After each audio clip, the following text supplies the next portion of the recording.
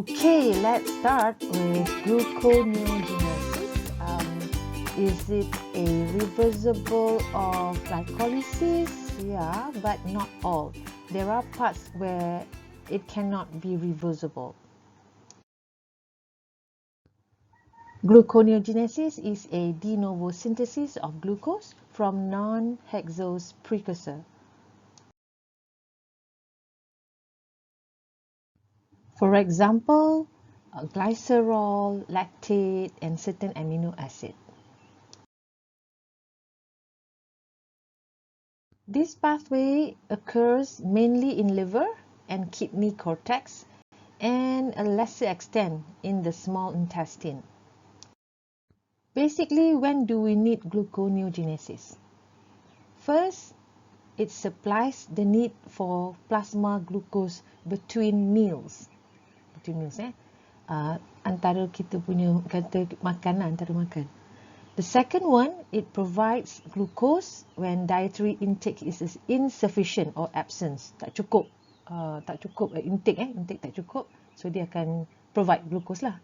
And the third one is very important to regulate acid-base balance or amino acid metabolism, as well as synthesis of carbohydrate-derived structural components. This pathway is stimulated by the diabetogenic hormones.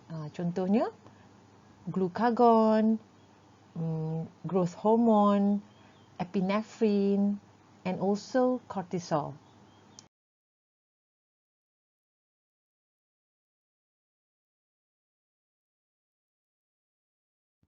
There are three main precursors. The first one is lactate.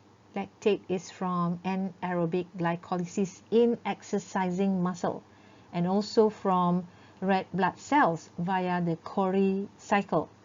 Itu yang pertama. Yang kedua, glycerol, which is released from adipose tissue breakdown of triglycerides, lemak, lipid. And finally, amino acid, mainly alanine. Contoh macam dalam alanine cycle, you can find out what is alanine cycle. And out of that 20 amino acids, only 18 can be the precursor, except for leucine and lysine.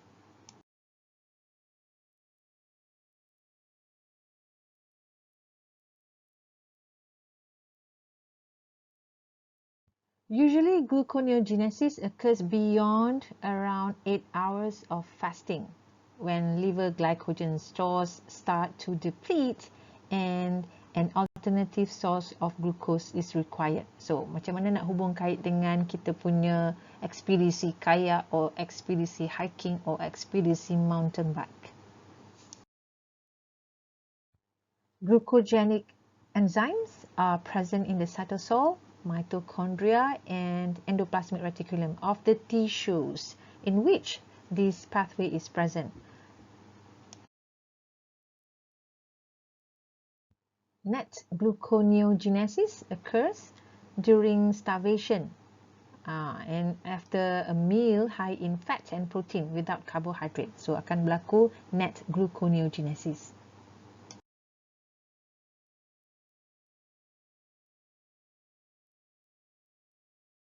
Gluconeogenesis uses several enzymes of the glycolysis, with the exception of enzymes of the irreversible steps, namely pyruvate kinase, phosphofructokinase, and also hexokinase.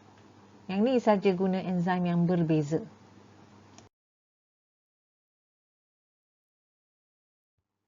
Just like glycolysis, gluconeogenesis is under a tight control of hormones to regulate blood glucose. Contohnya macam stress hormones such as glucagon or cortisol. These hormones can upregulate PEPCK or PEP carboxykinase and also fructose 1,6 biphosphatase to stimulate gluconeogenesis. However, when there is a fed high energy state, gluconeogenesis decreases by inhibiting PEPCK or PEP carboxykinase and also fructose 1,6 biphosphatase.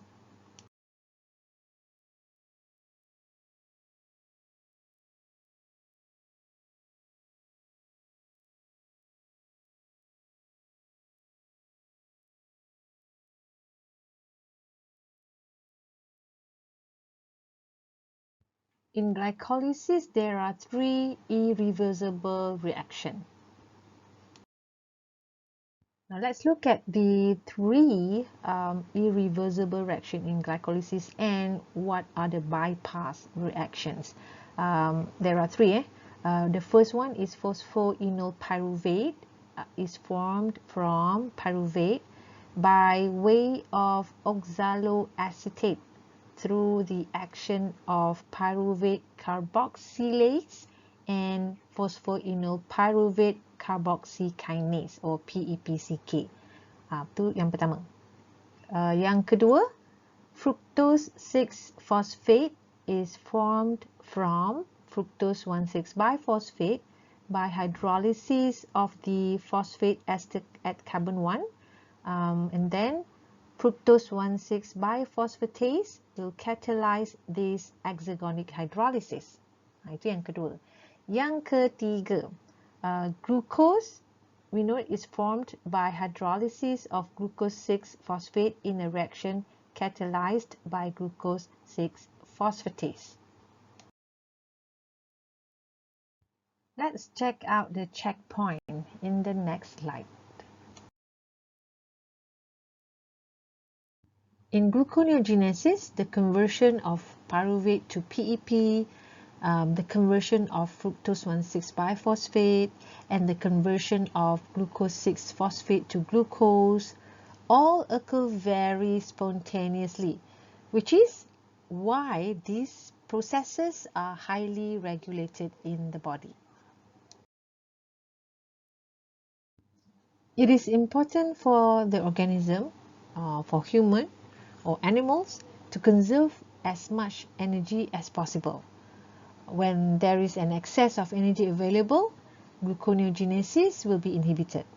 When energy is required, gluconeogenesis will be activated. At rest, glycolysis is not very active. If you see high concentration of ATP, that will inhibit phosphofructokinase and also pyruvate kinase.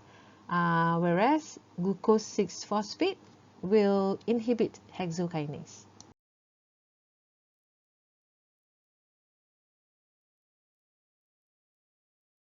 During exercise or when we do work, okay, we can see the decrease in ATP AMP ratio. That is due to muscle contraction, kan? So this one will activate phosphofructokinase, and therefore it will also activate glycolysis.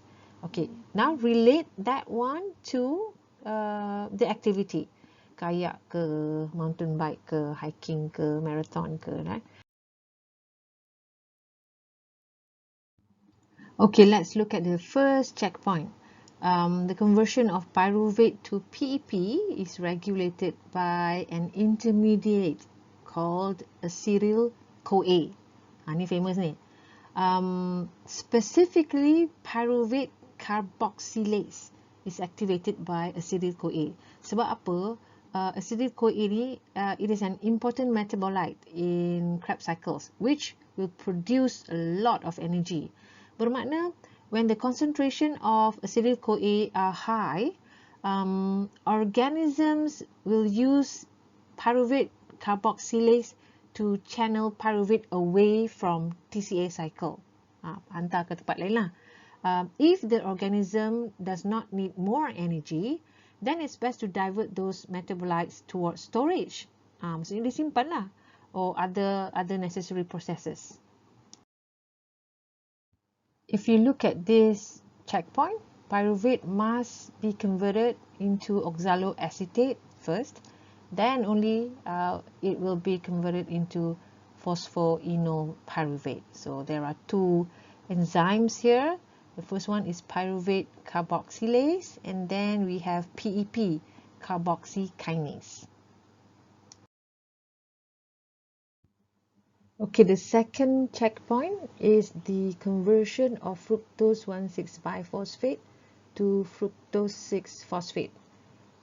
Here we use fructose 1,6-biphosphatase, which is negatively regulated and inhibited by the molecules AMP and also fructose 2,6 biphosphate. These are reciprocal regulators to glycolysis phosphofructokinase. For phosphofructokinase, it is positively regulated by AMP and also fructose 2,6 biphosphate. Dia terbaliklah dengan fructose 1,6 biphosphatase tu. Okay, when the energy levels produced are higher than needed, meaning a large ATP to AMP ratio. So, apa yang akan berlaku? The organism will increase gluconeogenesis and decrease glycolysis.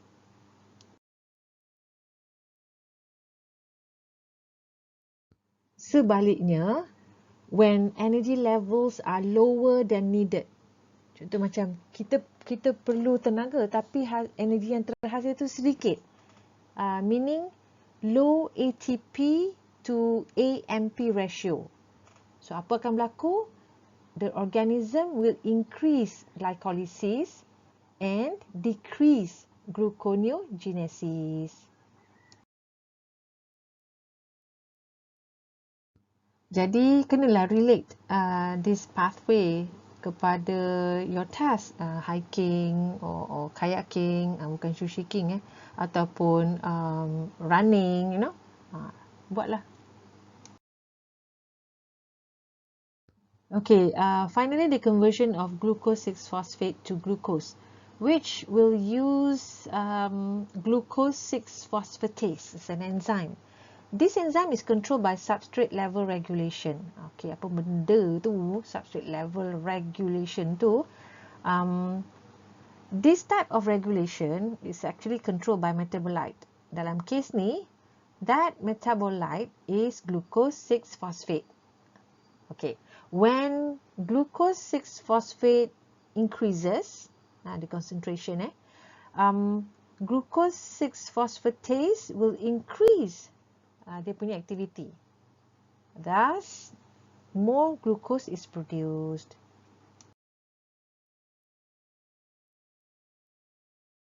Okay, look at this figure. When glucose is low, gluconeogenesis will take over. And then you can also see that plus sign and minus sign. Plus sign meaning it will stimulate the pathway, and that negative sign means it will inhibit the pathway. And also, you can see on the left hand side, when the glucose is high or concentration is high or abundant, glycolysis will dominate. Okay, now relate all of these pathways to your task. That's all for now. Jumpa lagi di topik glycogenolysis and glycogenesis. Okay.